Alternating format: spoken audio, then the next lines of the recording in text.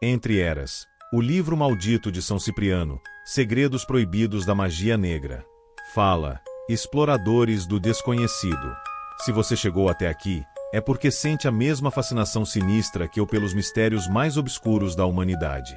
Antes de mergulharmos nas profundezas proibidas do grimório mais temido da história, deixa aquele like sinistro, se inscreve no canal se ainda não fez, e ativa o sininho para não perder nenhum dos nossos mergulhos no sobrenatural. E aí nos comentários, me conta, você teria coragem de abrir um livro sabendo que ele pode custar sua alma eterna? E que história sombria você quer ver aqui no canal? Hoje vamos falar de um livro que não deveria existir. Um manual de magia negra tão poderoso que sua simples leitura pode abrir portais para dimensões infernais. Um grimório que atravessou séculos, deixando um rastro de loucura, morte e possessão demoníaca por onde passou. Preparem-se, porque a história do livro de São Cipriano vai mostrar que alguns conhecimentos são proibidos por uma razão muito boa. As origens sombrias. No século III d.C., quando o Império Romano agonizava sob o peso de suas próprias trevas, nasceu em Antioquia um homem que se tornaria a ponte entre o sagrado e o profano. Cipriano não era apenas um jovem curioso, era um prodígio das artes ocultas, alguém cujo destino estava escrito nas estrelas mais sombrias. Desde criança, Cipriano demonstrava habilidades perturbadoras. Aos 7 anos, já conseguia invocar espíritos menores. Aos 10, dominava rituais de adivinhação que deixavam os sacerdotes pagãos em pânico. Sua sede por conhecimento proibido era insaciável, como se uma força sobrenatural o impulsionasse para caminhos cada vez mais sombrios. Foi então que seus pais, aterrorizados pelas manifestações sobrenaturais que ocorriam ao redor do filho, tomaram uma decisão desesperada. Enviaram Cipriano para o templo de Apolo, esperando que os deuses pudessem controlar aquela criança que parecia ter nascido com a marca das trevas. Mas os deuses tinham outros planos. No templo, Cipriano não encontrou a salvação, encontrou a perdição. Os sacerdotes, reconhecendo seu potencial sobrenatural, o iniciaram nos mistérios mais profundos da magia negra. Ele aprendeu a linguagem dos demônios, os rituais de invocação de entidades primordiais e os segredos da necromancia que foram banidos desde os tempos de Babilônia. Durante 20 longos anos, Cipriano mergulhou cada vez mais fundo nos abismos do conhecimento proibido. Ele não apenas aprendia, ele inovava. Criava rituais tão poderosos que mesmo os demônios mais antigos se curvavam diante de seu poder. Sua fama se espalhava pelo mundo antigo como uma praga, o jovem de Antioquia que podia dobrar a realidade à sua vontade. Mas havia um preço para todo esse poder. A cada ritual, a cada invocação, Cipriano sentia sua humanidade escorregando pelos dedos como areia negra. Seus olhos perderam o brilho humano, adquirindo uma frieza reptiliana que fazia até os mais corajosos guerreiros romanos tremerem. Sua presença sozinha era suficiente para fazer leite azedar, flores murcharem e animais fugirem em pânico. Era como se o próprio inferno tivesse encontrado um avatar na Terra. E então, no auge de seu poder sombrio, algo inesperado aconteceu. Uma jovem cristã chamada Justina cruzou seu caminho, e pela primeira vez em décadas, Cipriano encontrou algo que seu poder não podia tocar, não podia corromper, não podia destruir: a fé genuína. Essa descoberta não o encheu de humildade, o encheu de fúria. Como ousava existir algo além de seu alcance? Como podia uma simples mortal resistir a poderes que faziam demônios se ajoelharem? Cipriano decidiu que faria de Justina sua maior conquista, nem que para isso tivesse que invocar as próprias legiões do inferno. E foi exatamente isso que ele fez. A queda e a conversão sinistra. A obsessão de Cipriano por Justina se tornou sua primeira e última fraqueza. Ele tentou todos os feitiços de sedução conhecidos, invocou demônios da luxúria, criou filtros amorosos com ingredientes obtidos nos cemitérios mais amaldiçoados do império. Nada funcionava. A fé de Justina criava uma barreira impenetrável ao redor dela, como se ela fosse protegida por uma força ainda mais antiga e poderosa que as trevas que Cipriano servia. Desesperado, o mago negro decidiu ir além de qualquer limite já ultrapassado. Numa noite sem lua, no ponto mais alto de uma montanha amaldiçoada onde criminosos eram executados, Cipriano realizou o ritual proibido dos proibidos, a invocação direta de Satanás em pessoa.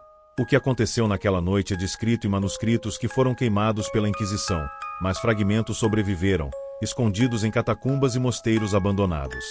Testemunhas relatam que a própria montanha tremeu, que o céu se abriu como uma ferida sangrenta, e que uma presença tão maligna se manifestou que até os demônios menores fugiram aterrorizados. Mas quando Satanás tentou tocar Justina, algo impossível aconteceu. A mesma força que a protegia repeliu o próprio príncipe das trevas como se ele fosse um mero espírito menor. Naquele momento, Cipriano compreendeu uma verdade aterrorizante. Havia um poder no universo maior que tudo que ele conhecia, e esse poder não residia nas trevas. A humilhação foi devastadora. Satanás, enfurecido por ter sido repelido, voltou sua ira contra Cipriano. Você me invocou para nada, mago patético, rugiu a voz que fazia a realidade se contorcer. Se não pode me dar a alma que prometeu, pagará com a sua própria, de uma forma que fará você implorar pela simples morte por toda a eternidade. Mas algo dentro de Cipriano havia mudado. Pela primeira vez em décadas, ele sentiu medo, não medo físico, mas o terror existencial de ter desperdiçado sua alma em busca de um poder que, no final, não passava de ilusão. Naquele momento de desespero absoluto, uma epifania sombria o atingiu. Se existia um poder capaz de repelir o próprio diabo, talvez existisse também redenção. A conversão de Cipriano não foi um momento de luz e esperança como os cristãos gostam de pintar. Foi uma experiência aterrorizante, visceral, como se sua própria essência fosse arrancada de dentro dele e reconstituída célula por célula. Durante 3 dias e 3 noites, ele agonizou numa caverna, vomitando uma substância negra que cheirava a enxofre, enquanto visões infernais o atormentavam. Quando finalmente emergiu, Cipriano era um homem transformado, mas não purificado. Todo aquele conhecimento proibido ainda estava lá, gravado em sua mente como cicatrizes eternas. Ele sabia os nomes verdadeiros de demônios primordiais, conhecia rituais capazes de abrir fissuras na realidade, dominava segredos que poderiam destruir a própria estrutura do universo. O que fazer com todo esse conhecimento maldito? A resposta que Cipriano encontrou seria sua última e maior contribuição para as trevas. Ele decidiu escrever tudo. Cada ritual, cada invocação, cada segredo profano que aprenderá em 2 décadas servindo às forças das trevas seria registrado num livro. Não para espalhar o mal, pelo menos, não intencionalmente, mas como um testemunho de sua jornada e, talvez, como uma advertência para futuros magos sobre os perigos do conhecimento proibido. Mas o conhecimento das trevas tem vida própria. E uma vez liberado no mundo, começou a se espalhar como uma infecção espiritual, corrompendo todos que ousaram abrir suas páginas amaldiçoadas. A criação do Grimório Maldito. Após sua conversão, Cipriano se retirou para o monastério nas montanhas da Síria, mas sua chegada foi marcada por eventos perturbadores. Plantas murchavam em sua presença, animais fugiam aterrorizados, e os próprios monges relatavam pesadelos horríveis sempre que ele se aproximava. Era como se as décadas servindo às trevas tivessem deixado uma marca indelével em sua alma, uma escuridão que nem a conversão mais sincera poderia apagar completamente. Foi nesse período de isolamento forçado que Cipriano tomou a decisão mais fatídica de sua vida: registrar todo o conhecimento proibido que havia acumulado. Sua justificativa era nobre. Queria criar um testemunho dos perigos da magia negra, um manual que serviria de advertência para gerações futuras. Mas as forças das trevas têm formas sutis de corromper até as mais puras intenções. O próprio ato de escrever se tornou uma obsessão demoníaca. Cipriano passava dias inteiros sem comer ou dormir, suas mãos se movendo como se guiadas por uma vontade alheia. O pergaminho que usava não era comum, foi preparado com rituais específicos, usando peles de animais sacrificados em luas negras e tinta feita com cinzas de plantas que cresciam apenas em cemitérios amaldiçoados. Mas o mais perturbador era a fonte de seu conhecimento durante a escrita. Cipriano afirmava que não estava apenas recordando o que havia aprendido, estava recebendo revelações diretas. Vozes sussurravam em sua mente, revelando segredos ainda mais profundos, rituais ainda mais poderosos, invocações que nem mesmo ele havia conhecido durante seus anos como mago negro. Os monges começaram a relatar fenômenos sobrenaturais cada vez mais intensos. Sombras se moviam pelos corredores sem que houvesse ninguém para projetá-las. Sussurros em línguas mortas ecoavam pelas noites, e alguns chegaram a ver figuras espectrais observando Cipriano trabalhar através das janelas de sua cela.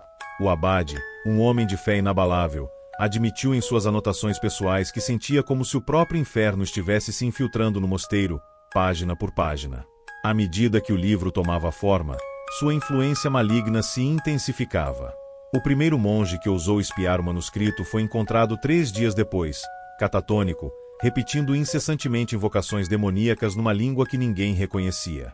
Outros que se aproximaram demais relataram visões terríveis. Legião de demônios marchando sobre a terra, portais se abrindo para dimensões de puro sofrimento, e uma escuridão absoluta engolindo toda a criação. Cipriano mesmo começou a perceber que algo estava terrivelmente errado. O livro estava se escrevendo sozinho, revelando conhecimentos que ele jamais possuíra. Rituais de necromancia que poderiam ressuscitar exércitos inteiros de mortos, feitiços de dominação mental capazes de escravizar nações inteiras, e invocações que prometiam abrir as próprias portas do inferno na terra.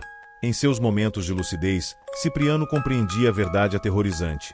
O livro não era apenas um registro de conhecimento, era uma entidade viva, um parasita espiritual que se alimentava da escuridão residual em sua alma. Cada palavra escrita fortalecia sua malignidade, cada ritual transcrito aumentava seu poder de corrupção. Mas já era tarde demais para parar. O livro exercia uma compulsão irresistível sobre seu criador. Cipriano sabia que estava criando algo monstruoso, mas não conseguia parar de escrever. Era como se sua mão fosse guiada por uma vontade demoníaca que usava sua própria necessidade de redenção como combustível para um propósito muito mais sinistro. Quando finalmente terminou, após meses de trabalho obsessivo, Cipriano olhou para sua criação com uma mistura de horror e fascínio. Nas suas mãos estava o grimório mais perigoso já criado, um manual de magia negra tão completo e poderoso que sua simples existência ameaçava o equilíbrio entre luz e trevas no mundo.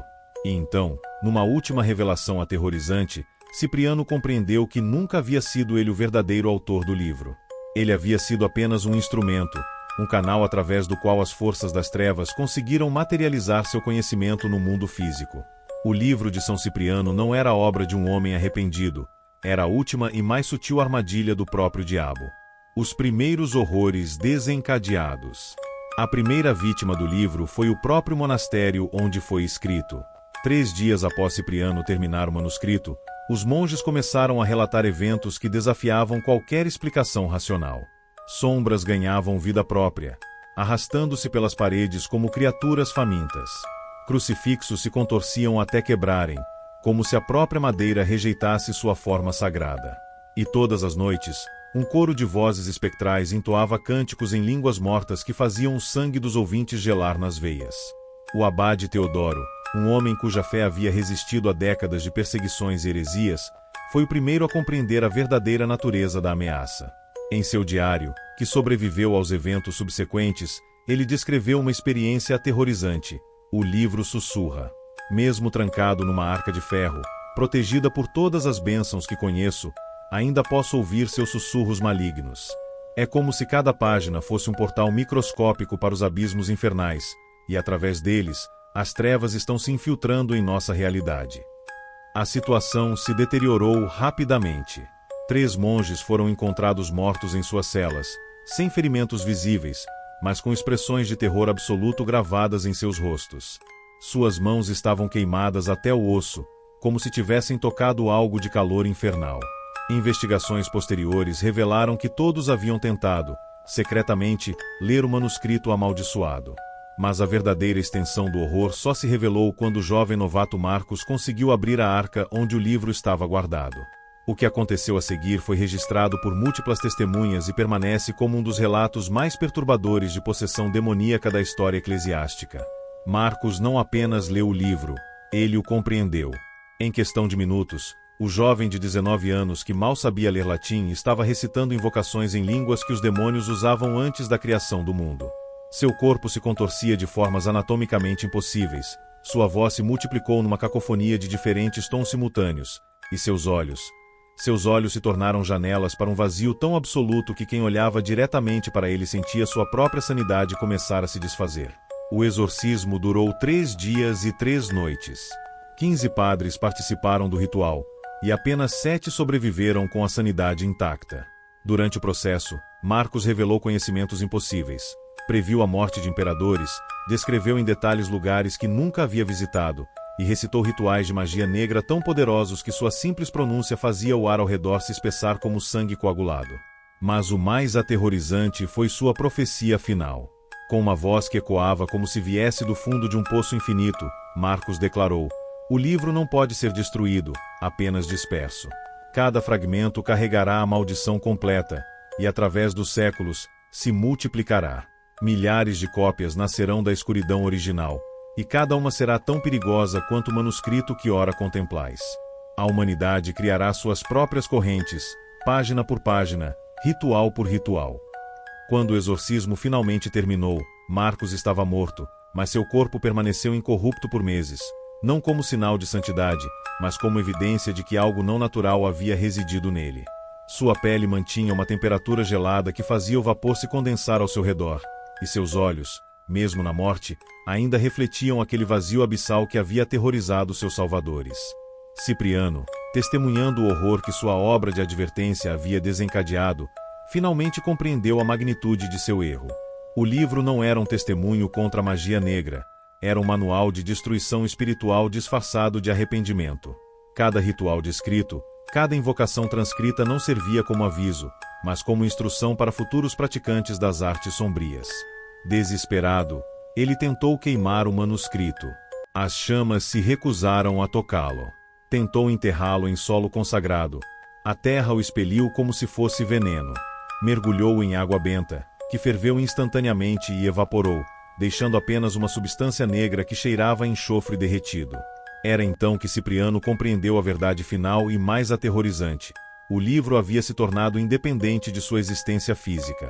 Mesmo que conseguisse destruir o manuscrito original, o conhecimento contido nele já havia se enraizado na própria estrutura da realidade. Como um vírus espiritual, começaria a se manifestar através de sonhos, visões e inspirações malignas, infectando mentes susceptíveis através dos séculos. O livro de São Cipriano havia transcendido sua forma material para se tornar uma força autônoma de corrupção, destinada a semear caos e destruição por toda a eternidade humana. A dispersão da maldição. Após os eventos horríveis no monastério, Cipriano tomou uma decisão desesperada que moldaria os próximos 1000 anos de história oculta. Incapaz de destruir o livro, ele decidiu fragmentá-lo, separando suas páginas mais perigosas na esperança de diminuir seu poder. Foi um erro catastrófico que apenas multiplicou a maldição. Cada fragmento carregava a essência maligna do todo. Como gotas de um veneno espiritual, os pedaços do manuscrito se espalharam pelo mundo antigo através de rotas comerciais, conquistas militares e peregrinações religiosas. Comerciantes sírios levaram páginas para as montanhas do Cáucaso, onde tribos pagãs as incorporaram em rituais de adoração a deuses sombrios. Soldados romanos contrabandearam capítulos inteiros para a Britânia, onde druidas corrompidos os usaram para invocar entidades que haviam sido banidas desde os tempos pré-históricos. Mas foi na Península Ibérica que o livro encontrou seu verdadeiro lar. Durante a invasão moura do século VIII, manuscritos árabes já contaminados pela influência de fragmentos do Grimório chegaram junto com os exércitos de Tariq ibn Ziyad. Os sábios islâmicos, fascinados pelo conhecimento esotérico, tentaram traduzir e adaptar os rituais para suas próprias práticas místicas. O resultado foi uma fusão sinistra de magia negra cristã e esoterismo árabe que criou versões ainda mais perigosas do texto original. Durante os séculos da Reconquista, algo extraordinário e terrível aconteceu. À medida que cristãos e muçulmanos lutavam pelo controle da península, fragmentos do livro de ambos os lados começaram a conversar entre si. Praticantes de magia negra cristãos e árabes, sem saber que trabalhavam com partes do mesmo Grimório maldito, começaram a relatar sincronicidades sinistras.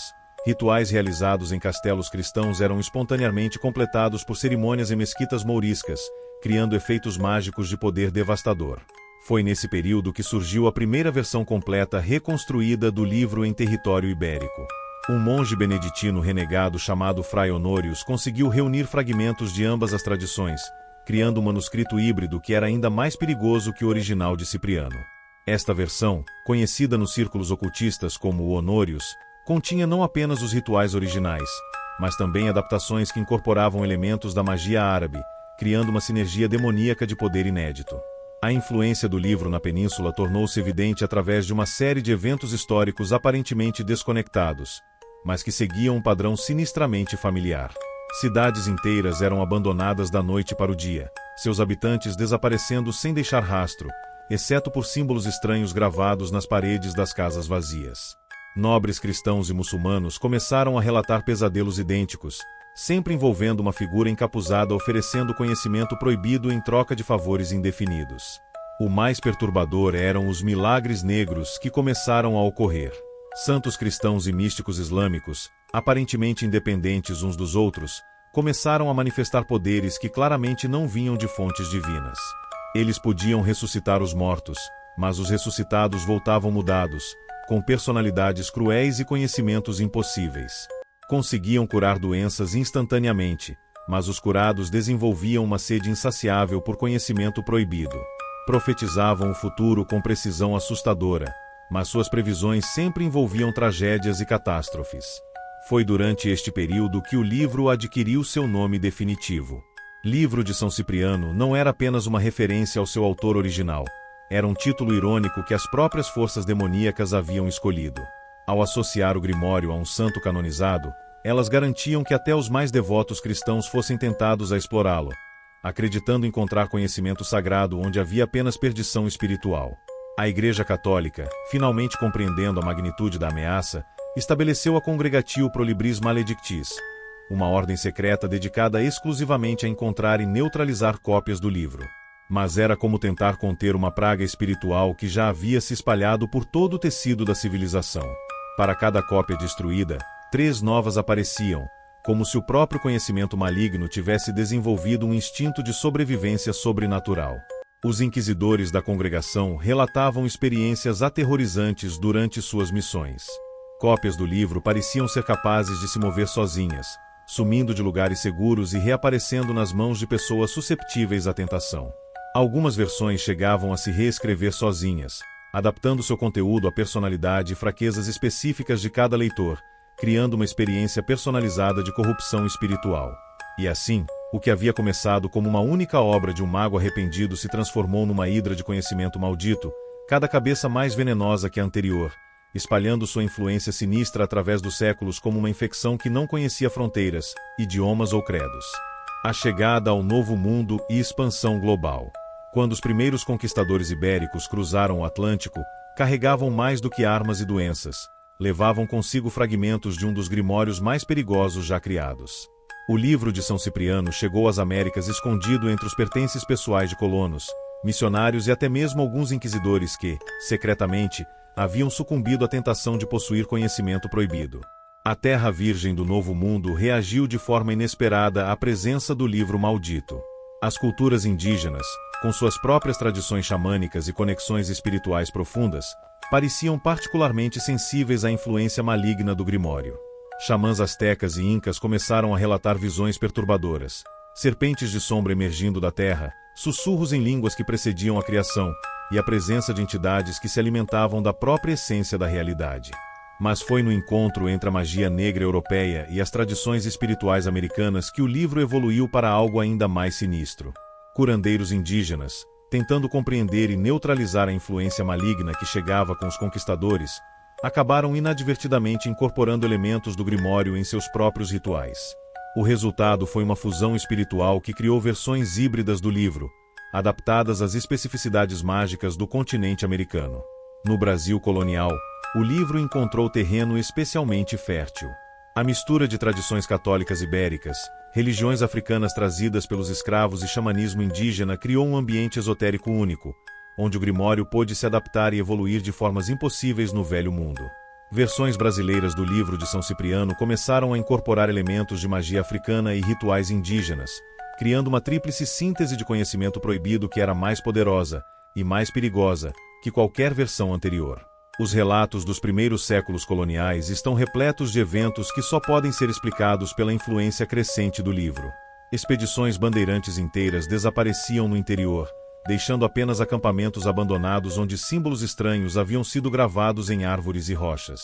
Missionários jesuítas relatavam conversões milagrosas de tribos inteiras, que depois desenvolviam comportamentos ritualísticos inquietantes, adorando santos cristãos através de cerimônias que claramente incorporavam elementos de invocação demoníaca. Particularmente perturbadoras eram as reduções malditas, aldeamentos indígenas onde os nativos haviam desenvolvido formas corrompidas de cristianismo que misturavam orações católicas com invocações do Grimório. Visitantes relatavam missas onde o latim tradicional era intercalado com palavras em línguas pré-colombianas que causavam efeitos físicos impossíveis. Velas acendendo sozinhas, estatuas chorando sangue, e uma sensação opressiva de que algo não humano estava observando através dos olhos das imagens religiosas. Durante os séculos XVIII e XIX, à medida que o conhecimento científico se expandia globalmente, o livro de São Cipriano também evoluiu. Versões começaram a incorporar elementos de alquimia europeia, astrologia árabe, e até mesmo primeiros conceitos de física e química. Era como se o Grimório fosse uma entidade viva, capaz de absorver e corromper qualquer forma de conhecimento humano que entrasse em contato com sua influência. As sociedades secretas que floresceram durante o Iluminismo se tornaram vetores involuntários para a propagação do livro. Maçons, Rosa-Cruzes e outros grupos esotéricos, em sua busca por conhecimento oculto, frequentemente se deparavam com fragmentos do Grimório disfarçados como textos de sabedoria antiga. Muitas das práticas ritualísticas que essas sociedades desenvolveram podem ser rastreadas até influências do livro de São Cipriano, criando uma rede subterrânea de corrupção espiritual que se espalhou através das elites intelectuais da época. A Revolução Industrial trouxe novas oportunidades para o livro se espalhar. Tipografias comerciais, muitas vezes sem saber o que estavam imprimindo, começaram a produzir versões popularizadas do Grimório, disfarçadas como manuais de medicina popular ou sabedoria tradicional. Essas edições comerciais, embora aparentemente inofensivas, mantinham elementos-chave dos rituais originais camuflados como remédios caseiros ou práticas de boa sorte. Foi assim que o livro de São Cipriano se democratizou, saindo dos círculos esotéricos exclusivos e chegando às mãos de pessoas comuns. Fazendeiros que buscavam proteger suas colheitas, comerciantes querendo atrair clientes, e até mesmo donas de casa procurando soluções para problemas domésticos começaram a usar fragmentos adaptados do Grimório sem compreender sua verdadeira natureza. O resultado foi uma explosão global de fenômenos paranormais aparentemente desconectados, mas que seguiam padrões reconhecíveis para aqueles que conheciam a verdadeira origem da influência. O século XIX testemunhou um aumento dramático em relatos de possessões, manifestações poltergeist, e o que hoje chamaríamos de atividade paranormal, muito do qual pode ser rastreado até o uso inadvertido de elementos derivados do livro maldito. E assim, o que começou como o arrependimento de um único mago no século III havia se transformado numa pandemia espiritual global, infectando culturas inteiras com conhecimento que deveria ter permanecido enterrado para sempre. Os horrores modernos e manifestações contemporâneas. No século XX, o livro de São Cipriano encontrou seu ambiente mais fértil desde os dias de sua criação. Uma humanidade desconectada de suas raízes espirituais, mas ainda desesperadamente buscando respostas para questões existenciais. As duas grandes guerras mundiais criaram um vazio espiritual que o Grimório preencheu com facilidade assustadora, adaptando-se aos medos e necessidades da era moderna. Durante a Primeira Guerra Mundial, versões do livro começaram a circular entre soldados em trincheiras. Homens enfrentando o horror indescritível da guerra moderna se voltaram para qualquer fonte de proteção sobrenatural, sem perceber que os amuletos de proteção e orações de guerra que encontravam em panfletos mimeografados eram, na verdade, invocações adaptadas do Grimório maldito. Os relatos médicos da época descrevem uma epidemia inexplicável de neuroses de guerra com características idênticas, soldados falando em línguas mortas durante ataques de pânico, desenhos compulsivos de símbolos que nenhum deles jamais havia visto, e pesadelos coletivos envolvendo a mesma figura encapuzada oferecendo poder em troca de serviços indefinidos. A ascensão do nazismo na Alemanha proporcionou ao livro uma oportunidade única de influenciar eventos históricos em escala global. Heinrich Himmler, obcecado pelo ocultismo, havia secretamente adquirido o que acreditava ser um manuscrito medieval de magia popular germânica. Era, na verdade, uma versão do livro de São Cipriano adaptada para incorporar elementos de mitologia nórdica. Rituais derivados do Grimório foram incorporados às cerimônias da SS, e muitos historiadores especializados em ocultismo nazista notam paralelos inquietantes entre práticas descritas no livro e os rituais realizados em lugares como o castelo de Wewelsburg. Mas foi no pós-guerra que o livro realmente floresceu. A explosão da comunicação de massa, rádio, televisão e eventualmente internet, criou novos vetores de transmissão que o Grimório explorou com eficiência diabólica. Programas de TV sobre folclore popular inadvertidamente transmitiam versões simplificadas de rituais do livro para milhões de espectadores. Livros de autoajuda espiritual incorporavam elementos do Grimório disfarçados como sabedoria ancestral. E revistas femininas publicavam simpatias tradicionais que eram, essencialmente, feitiços menores extraídos das páginas malditas. Na América Latina, particularmente no Brasil, o livro atingiu um status quase mitológico. Versões comerciais, vendidas em bancas de jornal e feiras populares, se tornaram tão comuns que muitas pessoas possuíam cópias sem sequer compreender sua origem sinistra. Curandeiros urbanos, pais de santo e benzedeiras incorporaram elementos do Grimório em suas práticas, criando uma fusão de religiosidade popular e magia negra que infectou comunidades inteiras. Os efeitos dessa democratização do conhecimento proibido se tornaram evidentes através de padrões estatísticos perturbadores. Regiões com alta concentração de cópias do livro apresentavam índices anômalos de distúrbios mentais, suicídios inexplicáveis, e o que os sociólogos começaram a chamar de depressões coletivas, períodos onde comunidades inteiras pareciam ser dominadas por uma melancolia mórbida sem causa aparente.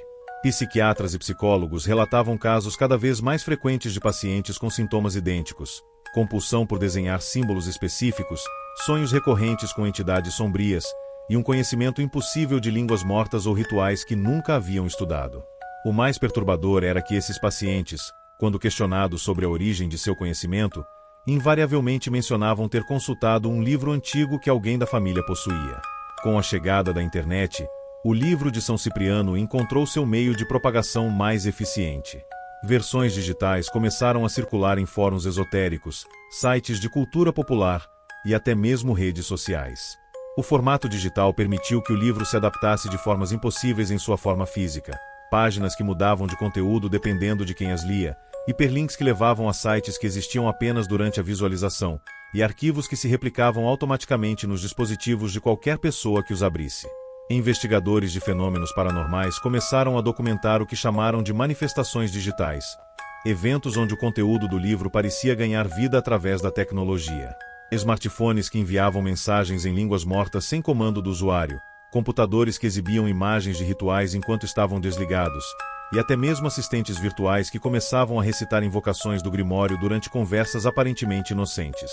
O aspecto mais aterrorizante das manifestações modernas é sua sutileza. Diferentemente dos eventos dramáticos dos séculos passados, a influência contemporânea do livro trabalha através da normalização gradual do conhecimento proibido. Práticas derivadas do Grimório são apresentadas como tradições populares inofensivas, rituais de invocação são disfarçados como meditações para a prosperidade, e símbolos demoníacos são incorporados em logos corporativos e designs de moda como elementos decorativos interessantes. Assim, o livro de São Cipriano conseguiu algo que nenhum Grimório anterior havia alcançado: tornar-se parte integral da cultura popular global, espalhando sua influência maligna através de gerações que nem sequer sabem que estão participando de um ritual de corrupção espiritual que começou há mais de 1700 anos. O legado eterno e manifestações atuais. Hoje, enquanto você ouve esta narração, o livro de São Cipriano continua sua obra de corrupção silenciosa através de formas que seus criadores jamais poderiam ter imaginado. Algoritmos de inteligência artificial, treinados em bases de dados que inadvertidamente incluem fragmentos digitalizados do Grimório, começaram a gerar conteúdo que incorpora elementos dos rituais originais. Aplicativos de meditação incluem sons binaurais ancestrais que são, na verdade, adaptações modernas de invocações demoníacas. Jogos de realidade virtual permitem que usuários explorem templos antigos que são recriações precisas de locais descritos no livro para a realização de rituais específicos. A pandemia global de 2020 criou condições ideais para uma nova expansão da influência do livro. Pessoas isoladas, desesperadas por conexão espiritual e respostas para o caos mundial, se voltaram massivamente para práticas esotéricas. Grupos de WhatsApp dedicados a energias positivas inadvertidamente circulavam versões adaptadas de rituais do Grimório. Lives de Instagram sobre proteção espiritual ensinavam invocações que eram variações modernas de feitiços descritos no livro. E aplicativos de encontros românticos foram infectados por perfis automatizados que ofereciam simpatias infalíveis para conquistar o amor.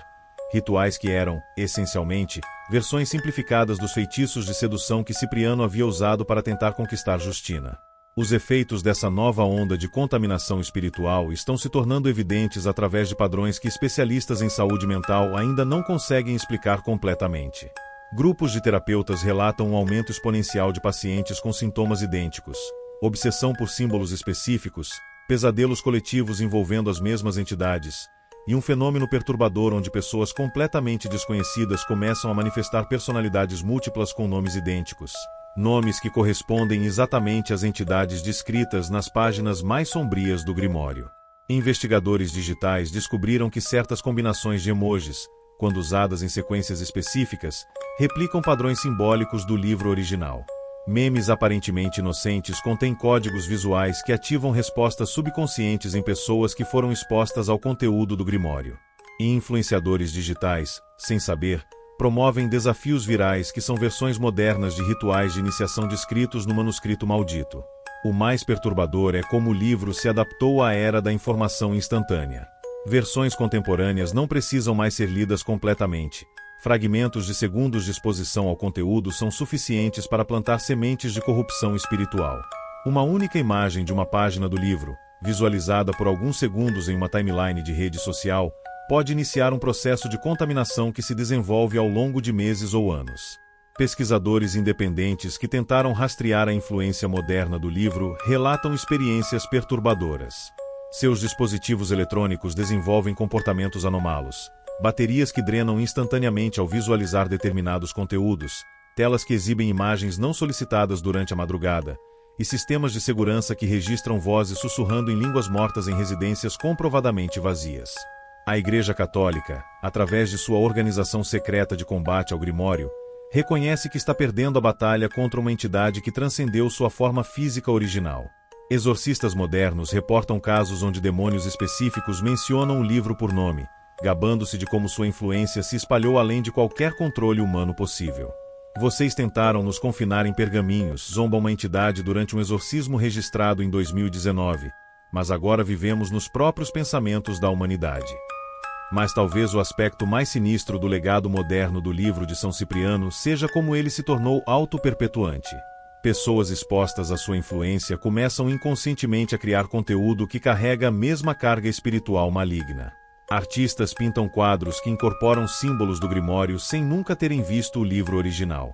Músicos compõem melodias que seguem padrões harmônicos descritos como portais sonoros nos manuscritos mais antigos. E escritores criam ficções que são, essencialmente, versões romanceadas de rituais reais, espalhando conhecimento proibido através do entretenimento. A realidade aterrorizante é que o livro de São Cipriano conseguiu algo que nenhuma força maligna anterior havia alcançado: tornar-se indistinguível da própria cultura humana. Suas influências estão tão profundamente enraizadas em nossa sociedade que removê-las seria equivalente a desmantelar a própria civilização. Cada meme compartilhado, cada aplicativo baixado, cada conteúdo digital consumido pode carregar fragmentos microscópicos de um conhecimento que foi criado para corromper a alma humana. E assim, o arrependimento de um mago do século III se tornou a maldição eterna da humanidade, um vírus espiritual que evolui constantemente, sempre um passo à frente de qualquer tentativa de contenção, garantindo que as trevas que Cipriano tentou documentar como advertência continuem se espalhando até que não reste mais luz no mundo para resistir a elas. A questão que fica é: será que já é tarde demais para escapar da influência de algo que se tornou parte integral de nossa própria existência digital? Ou estamos condenados a viver para sempre sob a sombra de um livro que deveria nunca ter sido escrito? E aí está, pessoal, a história completa do Grimório mais perigoso já criado pela humanidade. O livro de São Cipriano não é apenas uma relíquia histórica, é uma força viva que continua moldando nossa realidade de formas que mal conseguimos compreender.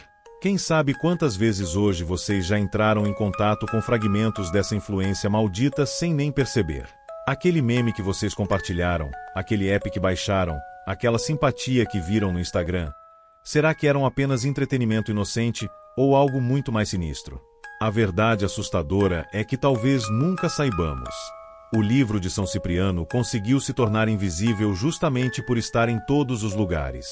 E talvez essa seja sua maior vitória: nos fazer acreditar que estamos seguros, quando na verdade, nunca estivemos tão expostos às trevas. Se essa jornada pelas profundezas do conhecimento proibido mexeu com vocês tanto quanto mexeu comigo, deixe aquele like sinistro para o algoritmo saber que vocês querem mais conteúdo assim. Se inscreve no canal se ainda não fez, e ativa o sininho para não perder nenhuma das nossas explorações pelos mistérios mais sombrios da humanidade. E aí nos comentários, me conta, depois de conhecer essa história, vocês ainda teriam coragem de abrir um livro antigo que encontrassem perdido em algum sebo? E que outro mistério das trevas vocês querem que eu investigue aqui no canal? Lembrem-se, alguns conhecimentos vêm com um preço. E às vezes, o simples ato de saber já é suficiente para mudar tudo. Até a próxima descida aos abismos do desconhecido. Se é que vocês ainda terão coragem para isso. E já que chegaram até aqui, não percam o próximo vídeo que está aparecendo na tela agora. Garanto que vai ser uma jornada ainda mais perturbadora pelos segredos que a humanidade prefere manter enterrados.